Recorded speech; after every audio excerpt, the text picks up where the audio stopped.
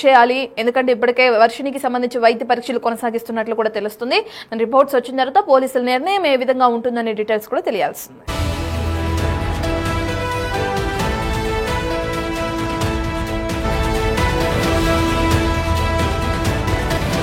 Right, ఇక digital exclusive లో మనం చూస్తున్నాం. ఇప్పటికే మొకిల పోలీస్ స్టేషన్ లో తనపైన కేసు నమోదైన కారణంగా ఆ కోరిని పోలీసులు అదుపులోకి తీసుకున్నారు.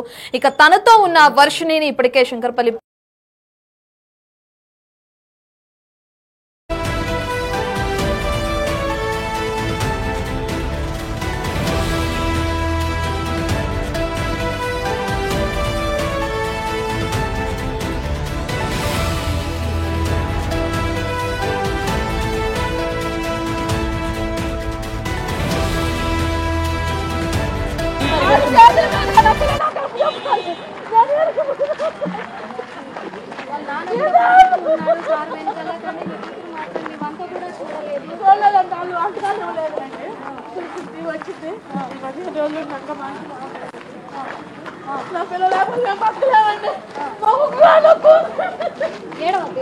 ఎందుకంటే ఇప్పుడు ఇన్ని రోజుల నుంచి కూడా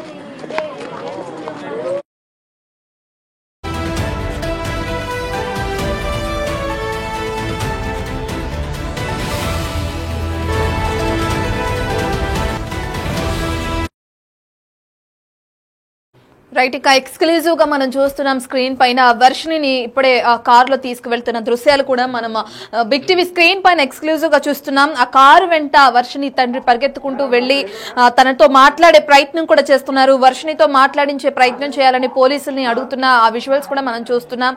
అయితే పోలీసులు తనని ఆపేశారు. ప్రస్తుతాన్ని అయితే వర్షిణిని అక్కడి నుంచి తీసుకువెళ్ళడం మనం చూస్తున్నాం శంకరపల్లి పోలీస్ స్టేషన్ నుంచి.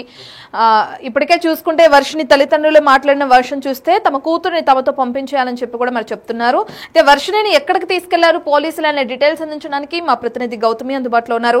గౌతమి, ఎక్కడికి తీసుకెళ్లారు వర్షిణిని? రత్న, ఇప్పుడు మనం చూస్తూ ఉన్నాం కదా, ఏదైతే రిహాబిలిటేషన్ సెంటర్ కి తనని తీసుకెళ్లే ప్రయత్నం చేస్తారు అని ఏదైతే చెప్తూ ఉన్నారో, మరి అక్కడికి తీసుకువెళ్లారు అనే దాని గురించి అయితే ఇంకా క్లారిటీ రాలేదు.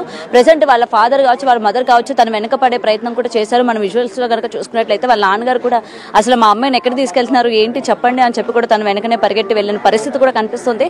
మరి ఇక్కడ ఇంకొకసారి వాళ్ళ మదర్ ని కూడా అడుగుదాం, అసలు వాళ్ళకి తెలుసో తెలీదో అసలు ఎక్కడికి తీసుకెళ్లారు ఏంటి, ఎందుకంటే ఇప్పటి వరకు అటు రిహాబిలిటేషన్ కి సెంటర్ కి తీసుకువెళ్లాలా, లేకపోతే ఇటు మంగళగిరికి తీసుకువెళ్లాలా, లేకపోతే ఇద్దరికి కాకుండా వీళ్ళ పేరెంట్స్ కి అప్పచెప్పే ప్రయత్నం చేయాలన్న దానిపైన లోపల పోలీసులు అయితే చర్చ జరుగుతుంది అని చెప్తున్న టైంలోని సడన్ గా ఒక్కసారిగా వెహికల్ అనేది అరేంజ్ చేసి అమ్మాయిని తీసుకుని వెళ్ళిపోవడం కూడా జరిగింది. మరి అమ్మాయిని ఇప్పుడు ఎక్కడికి తీసుకెళ్లారు ఏంటి, ఎటువంటి ఇన్ఫర్మేషన్ ఇటు పోలీసులు కనుక ఎవరు కూడా మీడియాకి ఇచ్చే ప్రయత్నం కూడా చేయలేదంటే అమ్మాయిని ఎక్కడికి తీసుకెళ్తున్నారు ఏంటి, దేని గురించి తీసుకెళ్తున్నారు, ఏమైనా రిహాబిలిటేషన్ సెంటర్ కి తీసుకెళ్తున్నారా, ఆర్ఎల్స్ మంగళగిరికి అంటే ఎక్కడికైనా వేరే పోలీస్ స్టేషన్ కి ఏమైనా షిఫ్ట్ చేస్తున్నారా అన్న దానిపైన కూడా ఎటువంటి క్లియరెన్స్ కూడా మీడియాకు కూడా ఇవ్వకుండా ఈ రోజు పోలీసులు తీసుకెళ్లిపోయిన పరిస్థితి కనిపిస్తుంది.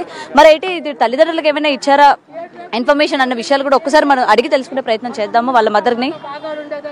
మేము లేకపోతే ఊరికెళ్ళి మమ్మీ మమ్మీ డాడీ డాడీ అన్నం తినమ్మని, అమ్మ డాడీ తిన్నారా, అన్నయ్య తిన్నా, అన్నయ్య రాని వచ్చినాక తిన్నాము, అమ్మ నువ్వు తిన్నావు, అందరం కలిసి తిన్నాము.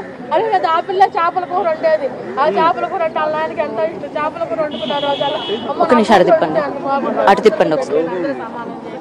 నా కూతురు లేకుండా